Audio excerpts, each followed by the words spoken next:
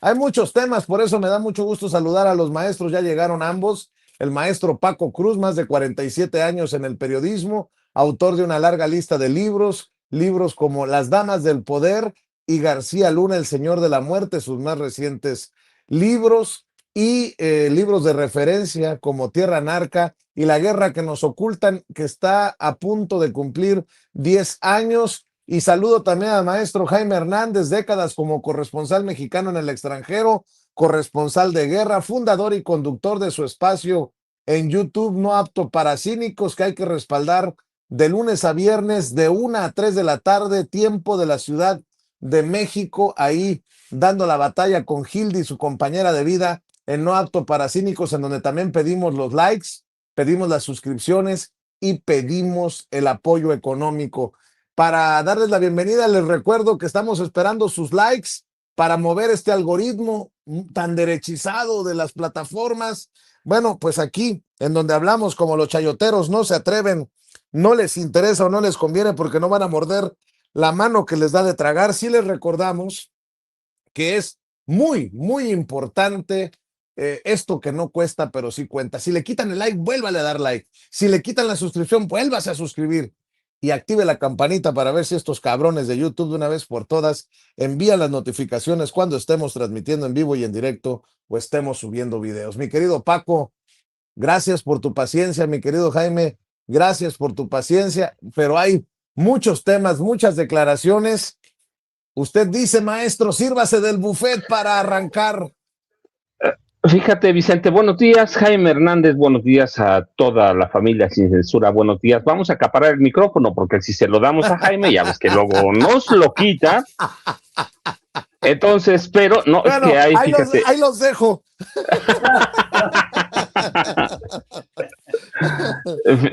No, fíjate, voy a tocar primero rapidísimo, son 3 temas que valen la pena. Primero, y es algo que tú insistes mucho, ¿por qué las entrevistas de los funcionarios de gobierno son a la vieja prensa?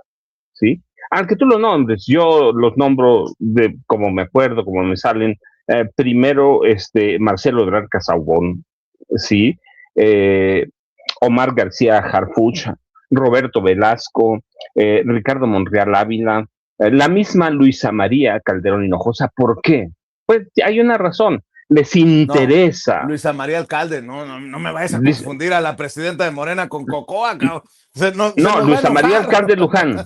Luisa María Alcalde Luján, la presidenta Morena. Todos. ¿Por qué les interesa la vieja prensa, Vicente? Bueno, primero yo lo he dicho porque no entendieron al presidente López Obrador, pero segundo, les urge que los legitime la vieja prensa. Ellos se van a sentir, son sus iguales, punto. Así, yo lo digo con todas las palabras en mayúsculas. Les interesa que los legitimen sus iguales, se sienten bien ante ellos.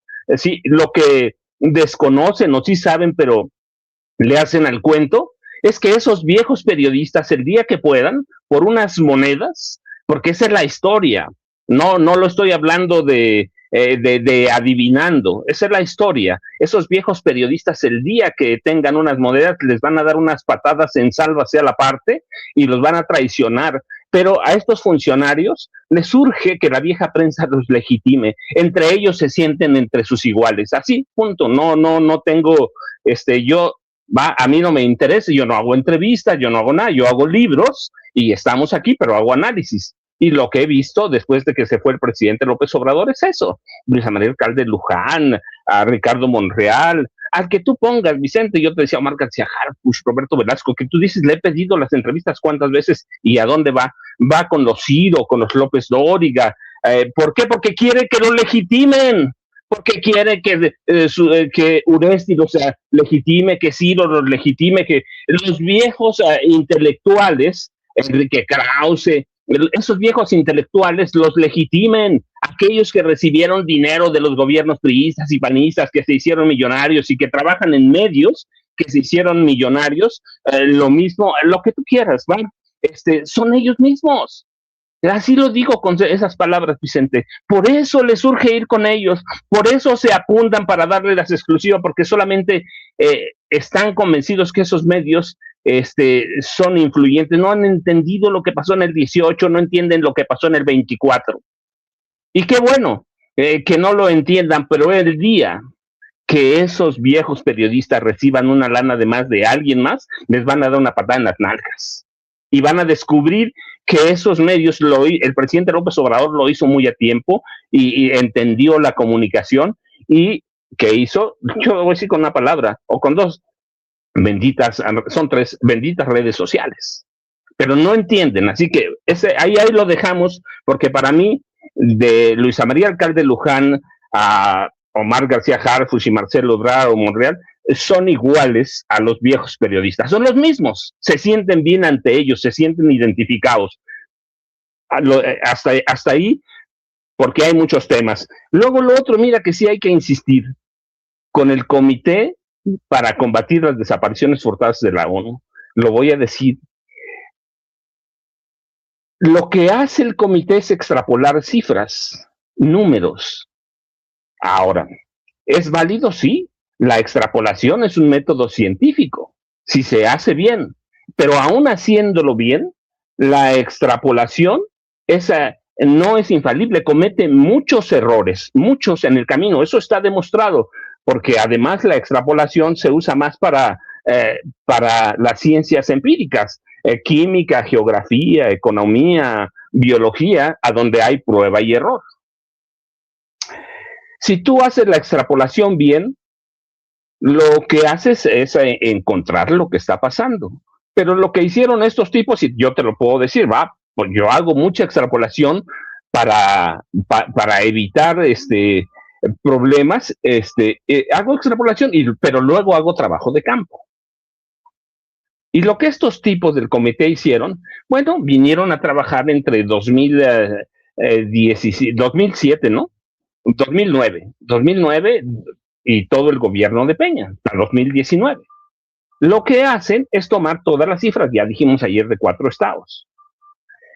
Y luego lo que hicieron fue ratificar esas cifras con los viejos informantes, académicos y todo eso, porque confían en ellos. Y estos viejos informantes les dijeron lo mismo que les dijeron hace años. Les dijeron, ¿sabes qué? Morena está de la fregada. López Obrador, la desaparición forzada fue una locura. Y con Claudia Sheinbaum Pardo, y lo que les dijo el gobierno de la 4T no lo tomaron en cuenta, literalmente lo rompieron y lo tiraron a la basura. Así que lo que sacaron con esta extrapolación fue que el país está peor que como estaba en los gobiernos de Felipe Calderón y de Enrique Peña Nieto. Esa es, yo la hago cada que voy a escribir un libro, lo hago. Por ejemplo, te voy a decir, ¿por qué encontraron menos desaparecidos con Calderón, como decía Ricardo Anaya? Bueno, y con Peña, por una razón. ¿Quién legitimaba el gobierno de Felipe Calderón? Bueno, pues una era Isabel Miranda de Wallace. Ella legitimaba las cifras de Calderón. ¿Y qué otra persona legitimaba las cifras y los números de Calderón? María Elena Morera Mitre. Así que Calderón y Peña compraron a estas organizaciones civiles y maquillaron todas las cifras. Así que no hay credibilidad en lo que pasó en el gobierno Calderón, en lo que pasó en el gobierno de Peña Nieto. María Elena Morera Mitre, por ejemplo, ella era la madrina de los agentes, y voy a decirlo así, aunque parezca cacofónico, de los agentes de la Agencia Federal de Investigación. ¿Y quién era el titular de la Agencia Federal de Investigación? Genaro García Luna, que luego fue secretario de Seguridad Pública con Felipe Calderón Hinojosa, y María Elena Morena Mitre era la madrina de todos ellos.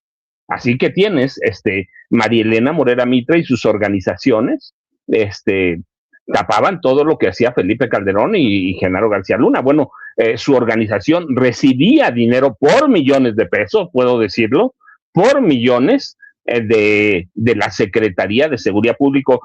Un hijo de María Elena Morera Mitre trabajaba con Genaro García Luna, se llamaba Juan Pablo Galindo Morera.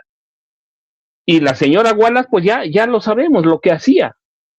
Genaro García Luna le dejaba que litigara casos, que los investigara. Parecía agente del Ministerio Público y al mismo tiempo juez de lo penal, ¿sí? Juez de casos federales, podía torturar, podía hacer lo que sea. Entonces, por eso el Comité para Combatir las Desapariciones Forzadas de la ONU hizo un muy mal trabajo, porque fueron a entrevistar a quien, bueno, no conozco los nombres, pero seguramente son todos estos, porque no encontraron estas cosas, Vicente. O lo que les dije ayer, ¿quién era gobernador de Jalisco cuando vinieron?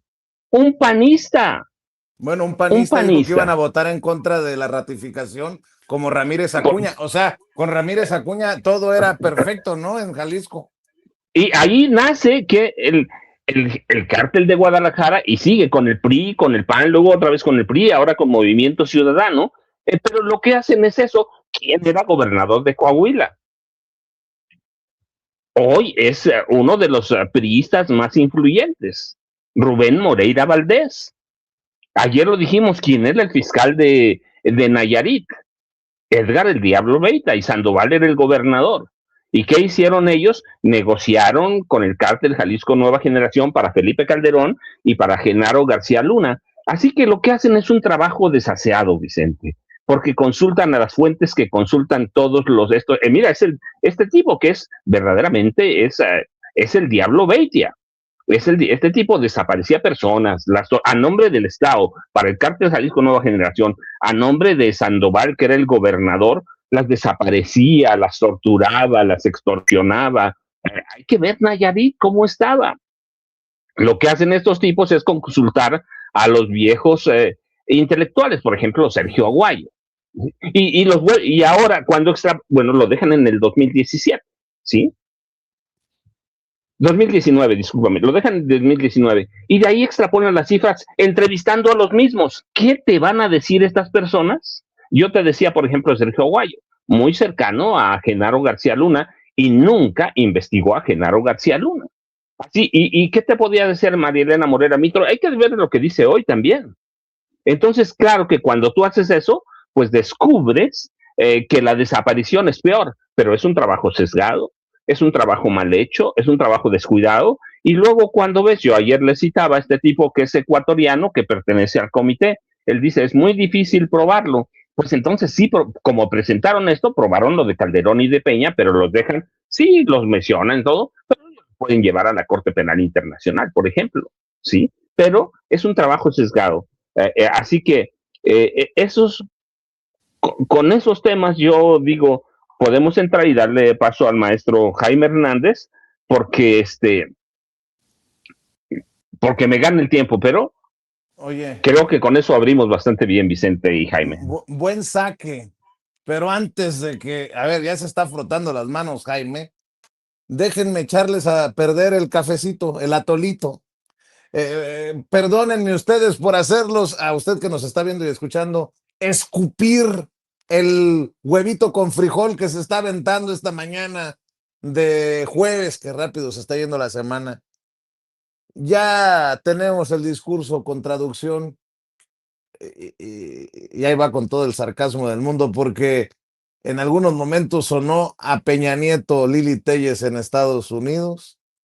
Fue a seguir vendiendo la idea de que en México necesitamos la intervención de Estados Unidos para salvarnos. Y bueno, la senadora no estuvo ayer para gritar. Con razón el desmadre fue en la Cámara de Diputados ayer y no en el Senado. Las mierdas, las mentadas de madre. Es en serio, estuvo así de fea la cosa en la Cámara de Diputados, porque Lili Téllez andaba en el país de las hamburguesas, allá en Texas. Maestros, vamos a aprender entre inglés y de política de Lili Téllez, para que se enojen temprano, Jaime, Paco, écheles ese. Thank you.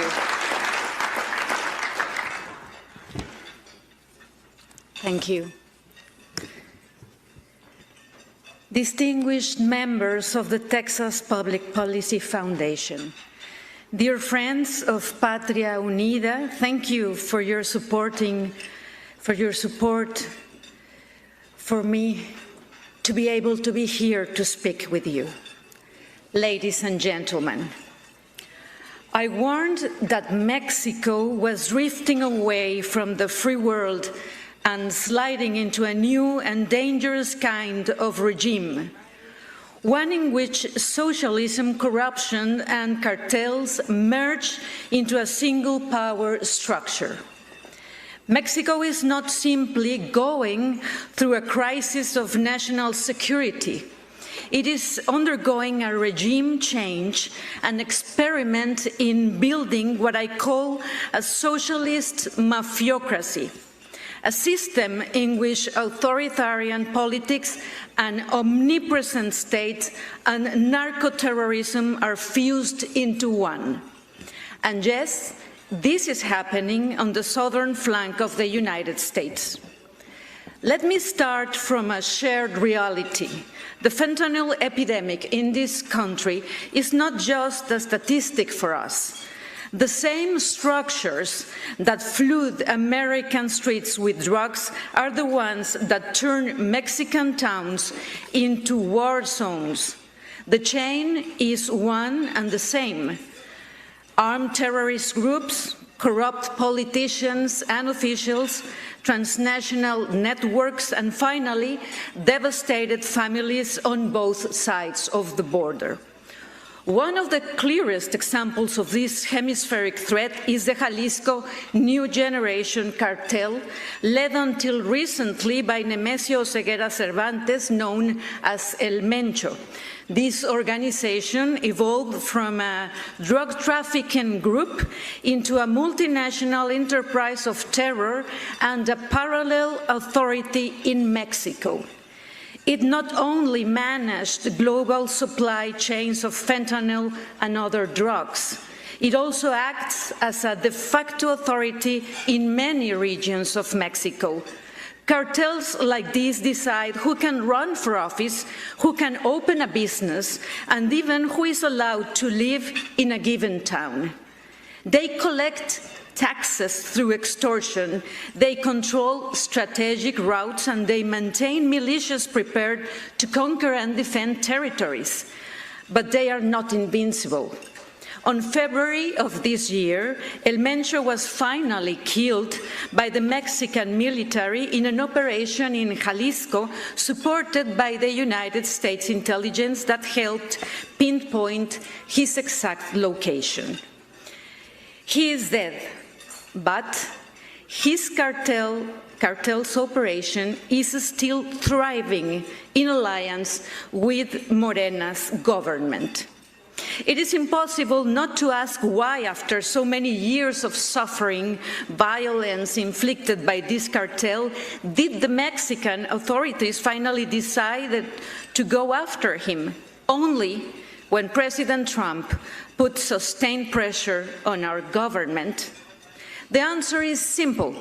It was never a question of capacity. It was always a question of political will. The problem has never been the Mexican military. The problem has been the Mexican commander-in-chief, the president, who does not want to give the order to dismantle the cartels. That is why when Mexicans are asked about the idea of a United States military intervention on our soil to eliminate the cartels, most reject it. But at the same time, an overwhelming majority support close, robust cooperation between our countries to defeat this common enemy. A ver, We hasta aquí Mexicans se, are hasta patriots. aquí We se, want to fight and win. con mucho respeto voy a decir, políticamente hablando, si en español es insoportable, en inglés es... Mi querido Jaime, mi querido Paco, si esto no es solicitar o reconocer la necesidad de una intervención militar en México, ¿qué hijos de la chingada acabamos de escuchar? Hoy ando muy enojado, no sé qué me pasa, pero ando mecha corta. Dice Lili Telles,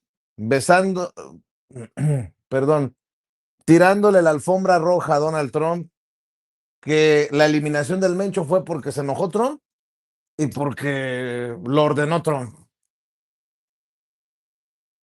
¿Qué es esto, pues? Muchos dicen, no la pongas. Claro que la tenemos que poner. Pues sí, parece más una legisladora republicana que una legisladora mexicana. Acabo de decir que guardaba una ligera esperanza de que el PRI y el PAN votaran en bloque, en unidad, para respaldar la ratificación de Roberto Velasco como canciller, pero pues con estas cosas se da uno cuenta que los intereses del PRI y del PAN en estos momentos están más allá de las fronteras. Y luego Lili Telles, esto está pasando en la frontera, ¿eh? Asústense, cabrones. Bueno, de eso, de la traición de Israel, al cese al fuego, de lo que tú quieras, mi querido Jaime, te abrazo. Gracias. Muy buenos días, queridos amigos. Bueno, déjenme empezar. Va a ser corto el tiempo que le dedique a esta mujer. Gracias. Qué vergüenza, qué vergüenza. Da pena ajena escuchar a Lili Telles en su condición de senadora de la República Mexicana. Me da vergüenza. Yo creo que con esta intervención en Texas ante uno de los movimientos ultraconservadores, Lili Telles confirma que nunca, nunca desaprovecha la oportunidad para autodenigrarse a sí misma. Es increíble, ¿no? Y escuchándola, me acordé del papel que jugaron, del abyecto papel que jugaron sobre todo mujeres colaboracionistas durante la Segunda Guerra Mundial, cuando algunas mujeres por unas monedas, por un trozo de carne, por un trozo, una barra de chocolate, colaboraban con el ejército alemán, con el ejército nazi, para denunciar, para delatar a sus connacionales. Ese colaboracionismo de aquel entonces se replica hoy en México. Es una forma de prostituirse, de entregarse a la suerte y a los designios del enemigo. Esto es un acto de traición. Yo no tengo duda, esto es un acto de traición.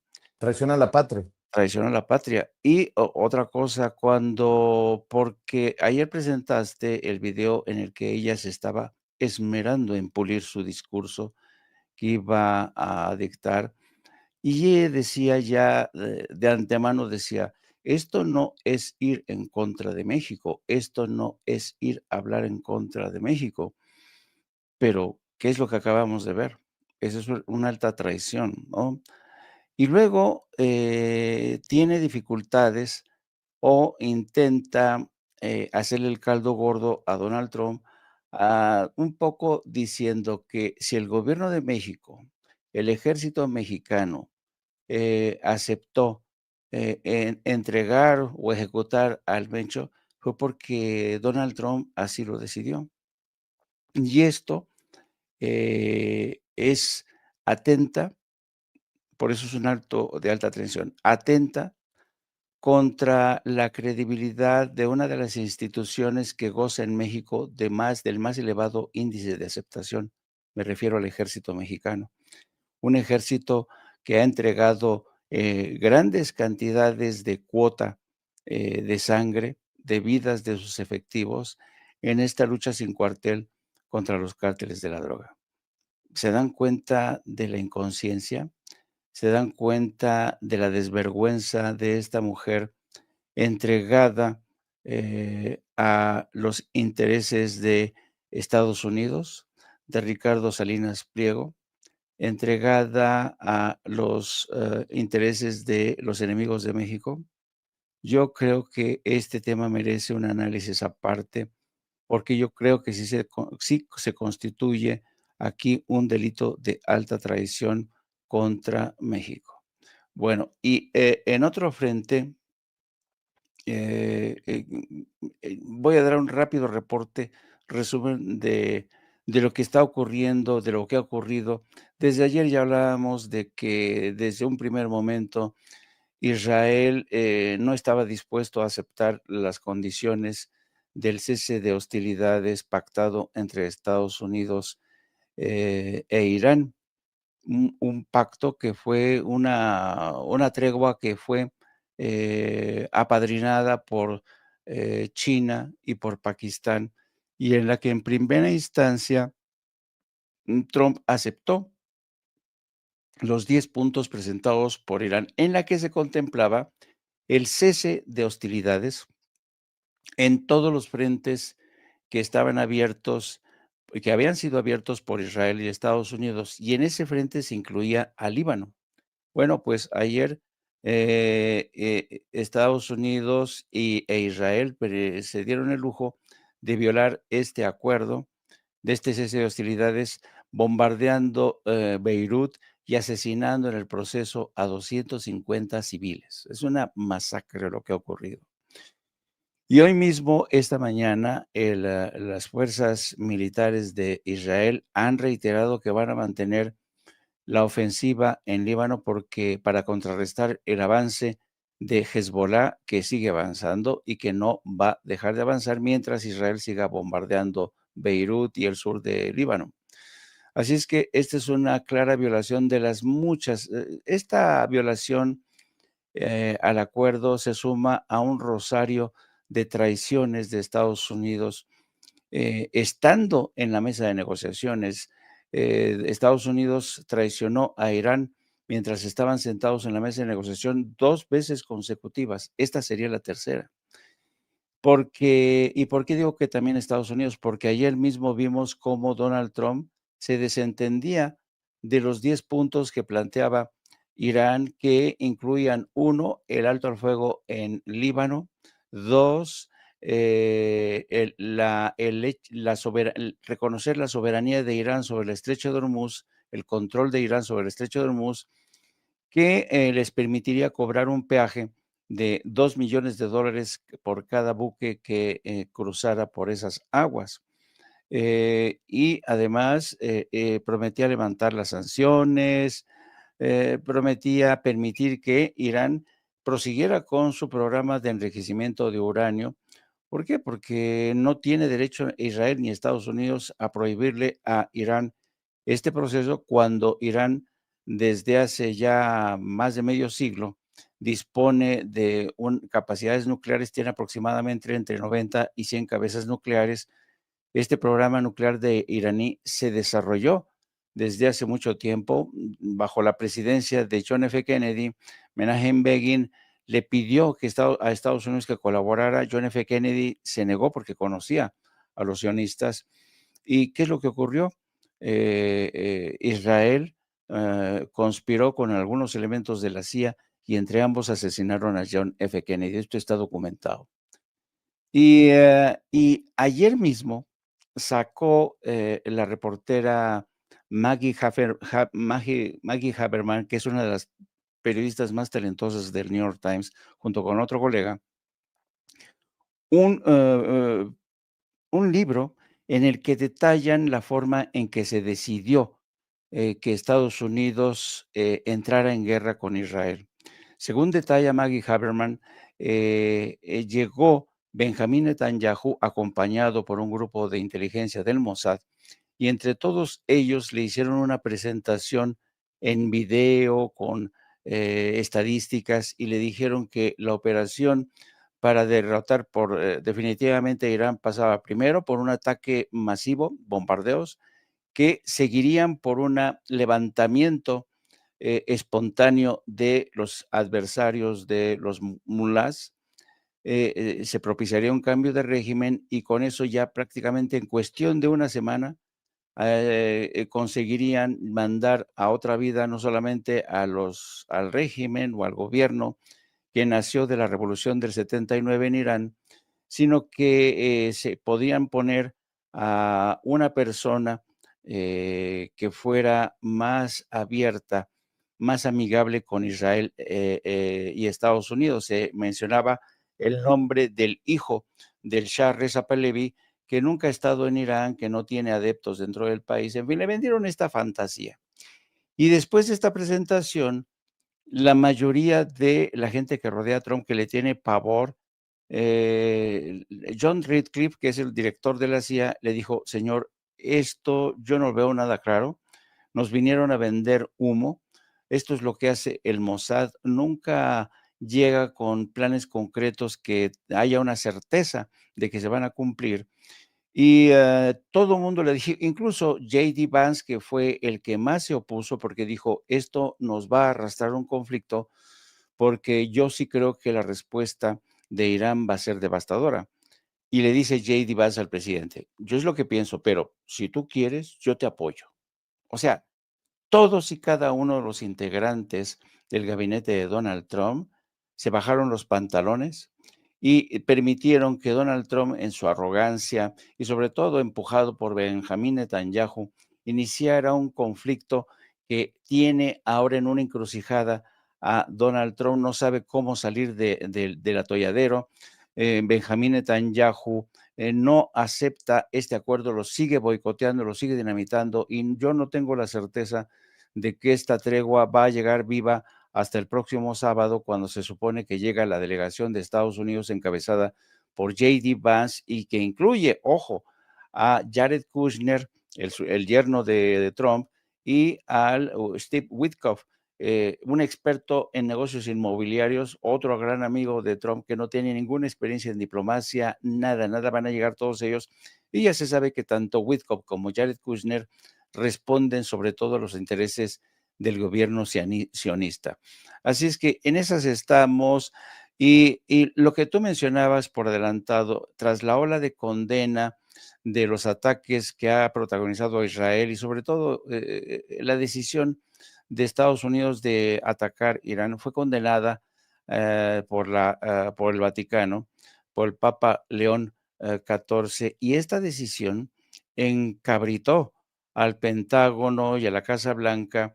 Y ayer mismo el Pentágono, fíjate nada más, el Pentágono, ni siquiera el Departamento de Estado, el Pentágono convocó al representante del Vaticano en Washington y para darle una regañina y decirle que Estados Unidos tiene el poder de hacer lo que se le pegue la gana, lo que se le pegue la gana, así es que la iglesia no tiene que meter sus narices, así es que esto es un acto sin precedentes, que el Pentágono y no el Departamento de Estado deciden para decirte, tú métete en sus asuntos, nosotros tenemos todo el derecho del mundo a cometer genocidio, a atentar contra barrios residenciales, a hacer lo que se nos pegue la gana, y tú te callas el hocico.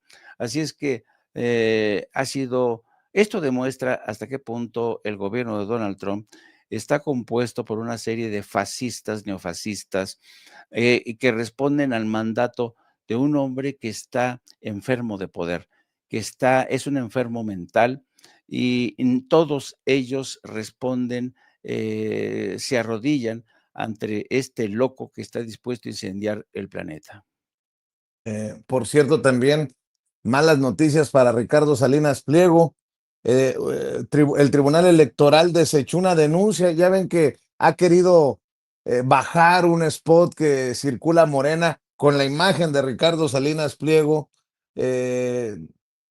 Pobrecito, dice que están usando su imagen por razones políticas.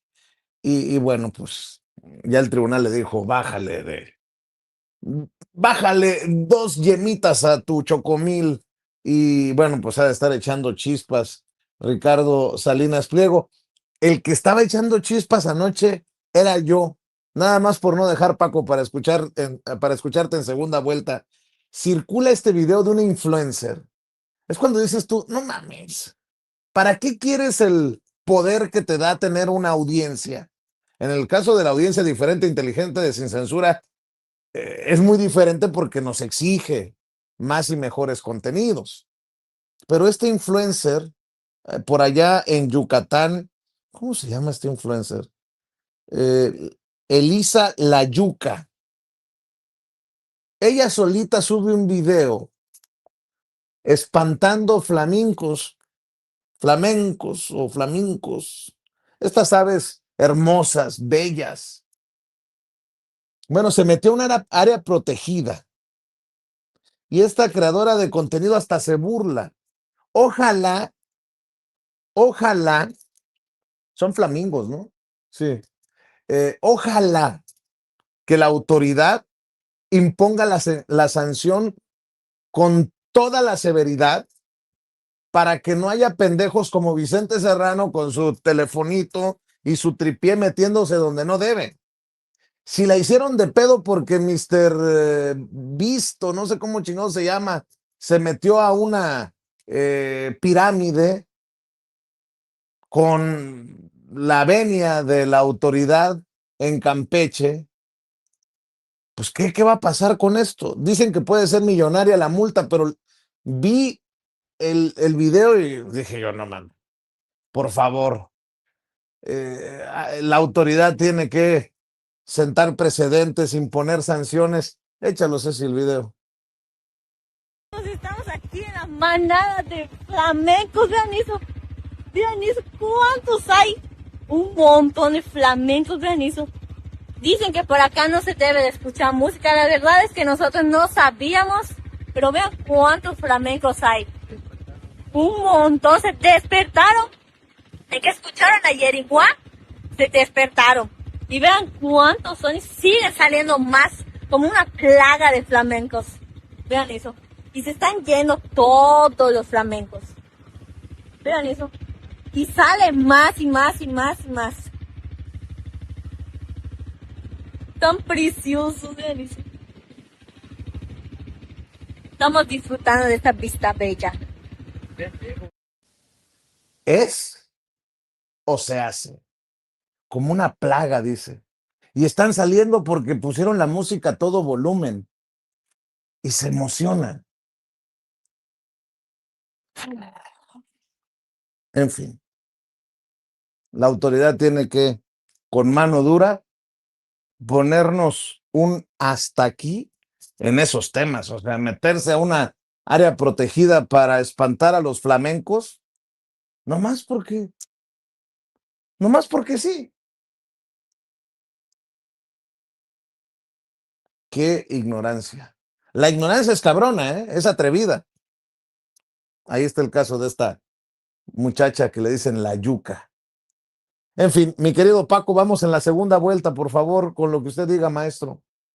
Mira, este caso rapidísimo, nada más un minuto, porque ella dice es hermoso, pero los clasifica como una plaga. ¿Qué es una plaga? La aparición masiva, o sea, que nos da por hecho que es su hogar, masiva y repentina de seres vivos, insectos, animales, microorganismos o plantas que causan daños graves a la salud humana. Esa es una plaga.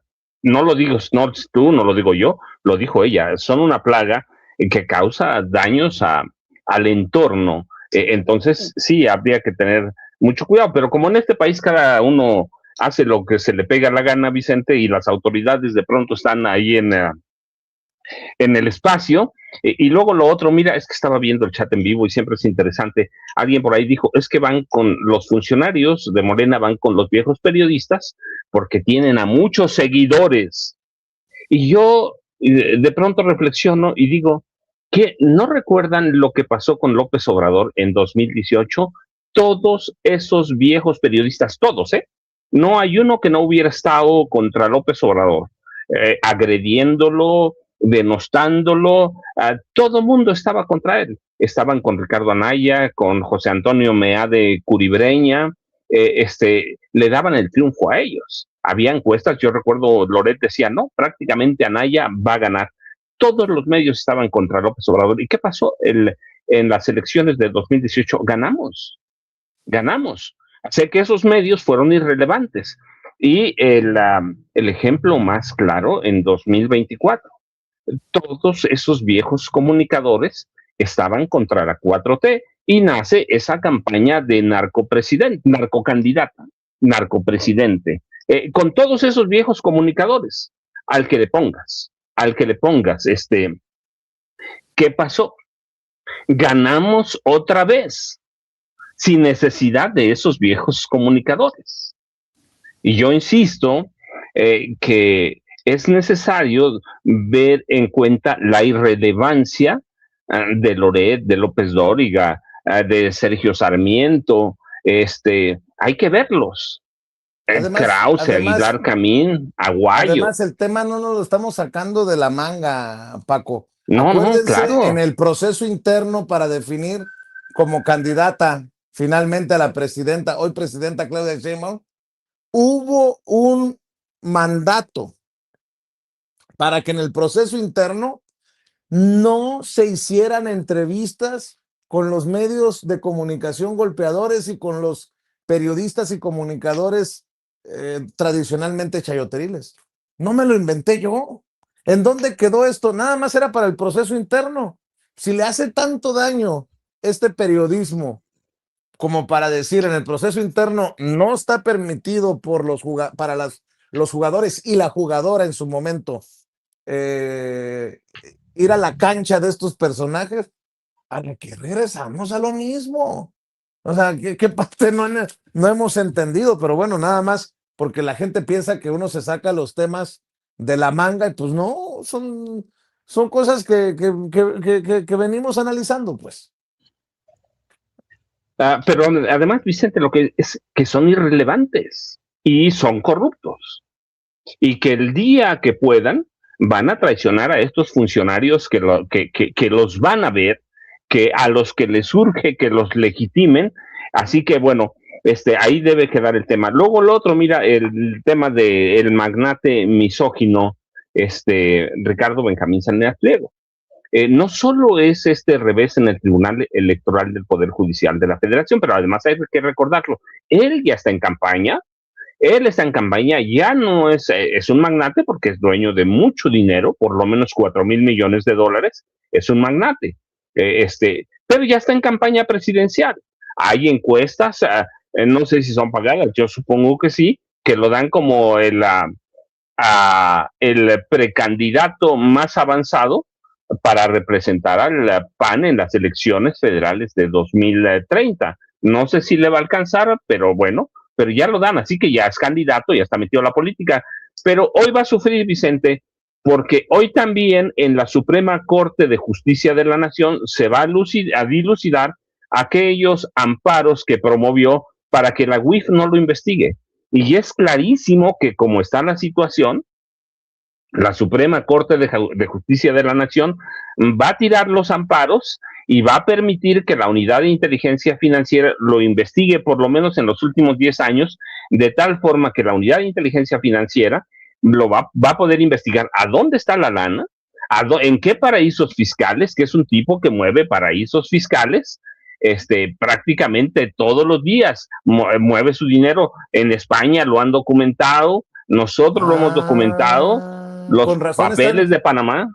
Con razón, Ricardo Rafael, Sergio Sarmiento, Manuel López San Martín andan tan enojados por esta decisión de la Suprema que le abre las puertas a la Unidad de Inteligencia Financiera para continuar con la lucha contra el lavado de dinero. Ahora lo entendemos todo, Paco. Sí, mira, Vicente, si alguien sabe lavar dinero en este país, y moverlo a través de los paraísos fiscales, es Ricardo Benjamín Salinas Pliego. ¿En cuántas ocasiones lo han encontrado en esas investigaciones que hacen grupos de periodistas internacionales? Y para empezar, los de Panamá lo han encontrado, en España lo han dicho, ha creado empresas fantasma en España para triangular dinero y evadir impuestos en México. Así que hay que tener cuidado, pero hay que tenerlo en cuenta. Por eso dices tú, por eso esas campañas, por eso es interesante Ricardo Salinas Pliego, y porque finalmente sí está avanzado como precandidato por lo menos, o aspirante a la candidatura presidencial del PAN, y lo están tratando de colocar ahí, Vicente. Hay que ver cómo lo que dicen todos sus seguidores y sus títeres ahí en TV Azteca, que por cierto hicieron cambios que no hay que pasar por alto.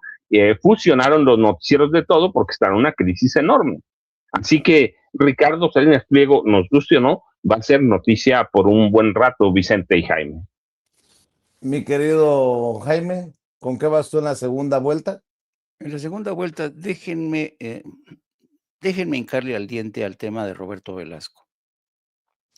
Yo creo que es importante hablar de Roberto Velasco, que ayer fue ratificado en el Senado como nuevo secretario de Relaciones Exteriores.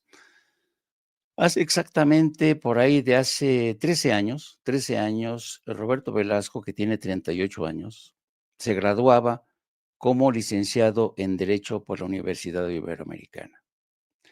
Posteriormente hizo estudios de Administración Pública en la Universidad de Chicago. Y desde entonces ha tenido una meteórica carrera. En menos de 10 años ha escalado distintas posiciones, ha trabajado entre otras entidades con el gobierno de la Ciudad de México, donde gestionaba el departamento, creo que de Economía. Y cuando llega a Relaciones Exteriores de la mano de Marcelo Ebrard, se convierte en el portavoz y de ser portavoz de la Cancillería mexicana, sin ser de la carrera diplomática, escala posiciones hasta convertirse en director para América del Norte y hoy es el flamante canciller mexicano. ¿Por qué menciono esto? Porque yo no tengo nada en contra de la juventud, creo incluso que es un mérito y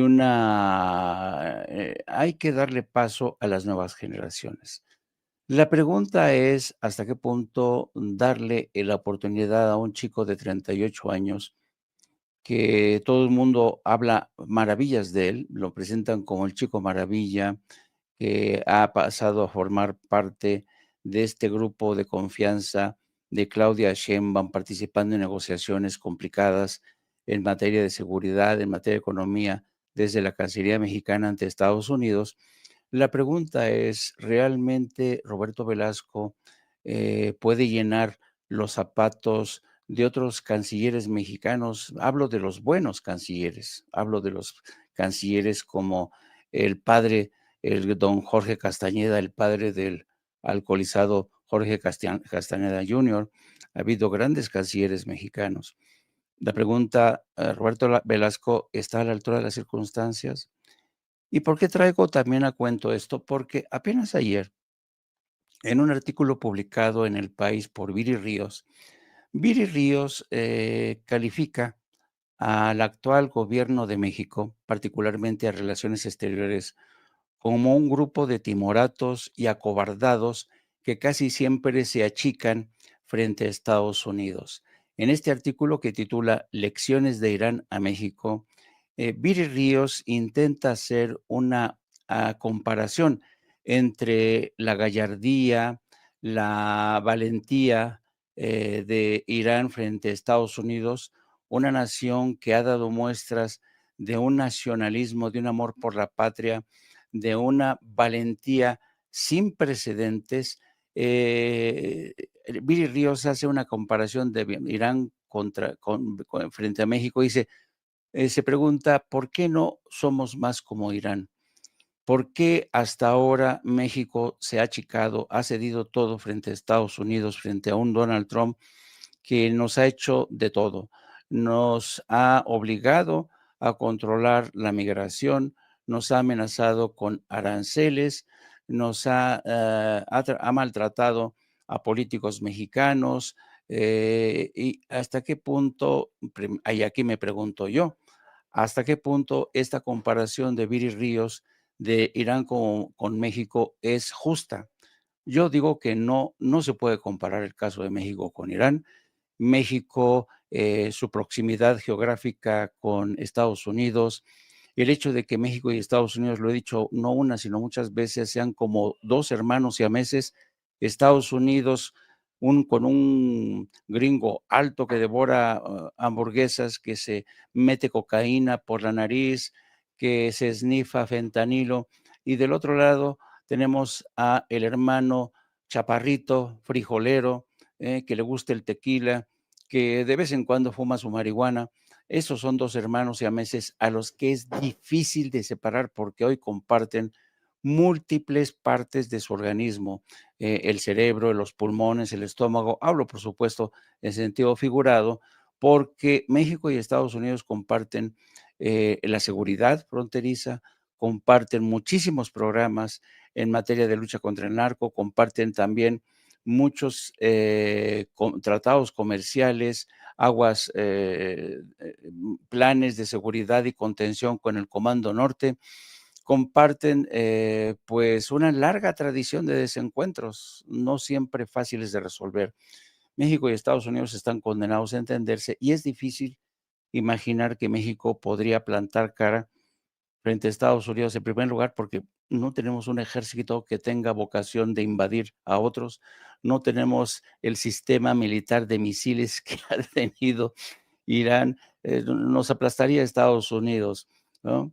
Entonces, pero hay algo de cierto en el sentido de que los funcionarios de México casi siempre son muy timoratos, se achican casi siempre frente a Estados Unidos.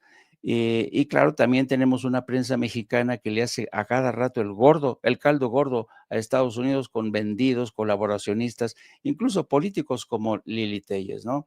Así es que yo creo que va a ser interesante ver qué papel desempeña Roberto Velasco. Yo espero equivocarme, espero que este muchacho de 38 años haga un papel, de verdad se lo deseo corazón, pero mucho me temo que carece de la experiencia y el empaque intelectual y político suficiente como para hacer frente al Coloso del Norte.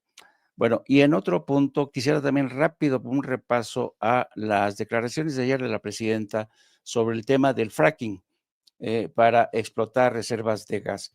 Fíjense que como yo soy ya reportero viejo y me acuerdo muchísimo de un debate que ha tenido ya mucho tiempo, varias décadas, en Estados Unidos ha habido un movimiento muy importante contra el fracking, en el que se utilizan químicos para perforar y sobre todo romper piedras. Se utilizaban químicos que luego contaminaban el agua y hacían mucho daño. Entonces, siempre ha habido, yo creo que el punto culminante de la lucha antifracking en Estados Unidos coincidió en el 2011.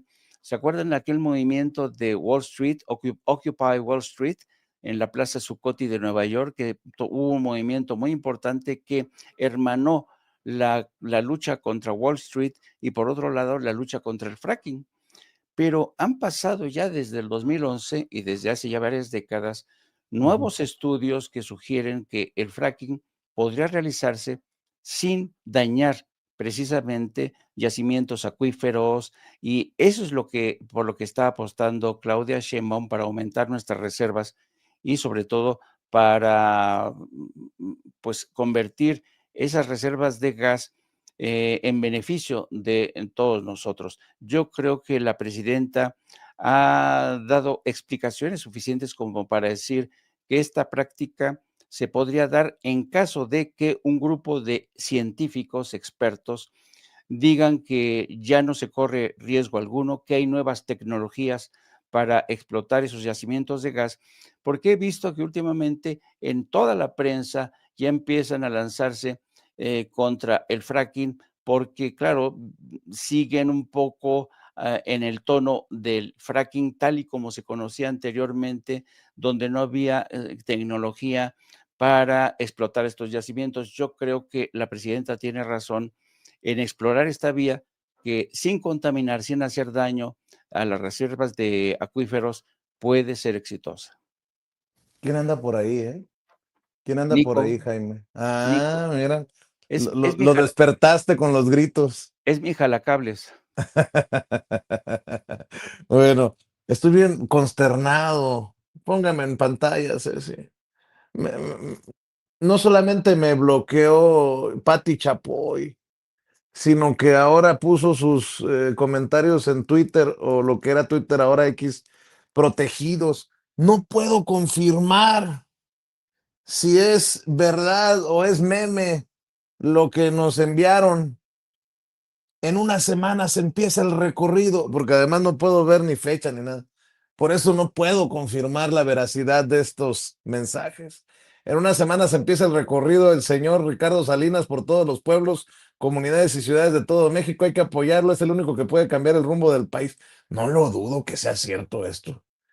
Tú sí sabes lo que es bueno. Gracias por apoyarnos, no los defraudaré. Yo creo que es un meme ese sí. Pero bueno, como me tiene bloqueado Pati Chapoy y nada más puedo pitorrearme de Pedrito Sola, que todavía no se ha dado cuenta de lo que decimos en Sin Censura, pues, en fin. Mi querido Paco, ¿por qué no cerramos invitando a la gente para que te respalde en redes sociales, por favor? No Más te con un escucho. mensaje Ahí para está, ahí está. Vicente, Sí. con un mensaje rapidísimo para Pati Chapoy. ¿En qué investigaciones se encuentra Salinas Pliego? En los Pandora Papers de 2021 encontraron que este grupo de periodistas internacionales encontró que Salinas Pliego utilizó estructuras en paraísos fiscales para ocultar decenas de millones de dólares, incluyendo herencias y activos del grupo empresarial. Y también aparecen los Paradise Papers o Papeles Paraíso de 2017, que revelan que Salinas Pliego utilizó paraísos fiscales como Luxemburgo, Malta y Barbados, y creó empresas para desviar fondos. Y recuerda, también lo investigó la Autoridad de Mercados de Estados Unidos y bancaria, en 2000, hace por lo menos 7 a 8 años, lo investigó por un fraude más o menos y esquemas fraudulentos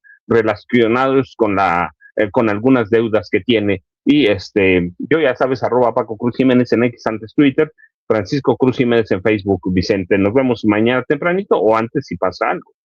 No sé si te escuché bien, pero también aparece en algo que se llaman los Epstein Files, en un email con una cena como 70 ocasiones, Vicente. En donde coincidió, no sean mal pensados, coincidió con Jeffrey Epstein. Pero bueno, ya quedó establecido. Mi querido Jaime, me imagino que de algunas de estas cosas que hemos hablado, también te ocuparás de 1 a 3 en No Apto para Cínicos con Gildy y con tus editorialistas de cabecera. Mira, aquí ya tengo. Ay, buenos días, güey. Vicente, buenos días, Paco. ¿Qué tienes? Ay, pasa, hermano Yago. Oye, claro, pero avísame cuánto va a cobrar, porque luego va a querer cheque gordo, cabrón. Por el cameo, como le llaman en el cine, por el cameo en Sin Censura, mi querido Jaime. Vamos a hablar a partir de la 1 de la tarde, precisamente en los últimos acontecimientos y hasta qué punto la cumbre por la paz, por la negociación que se va a producir el próximo sábado en Islamabad, puede caerse de último momento. Así es que, y vamos a hablar también, pues, de lo que diga hoy la presidenta. Venga, de 1 a 3 en No Apto para Cínicos.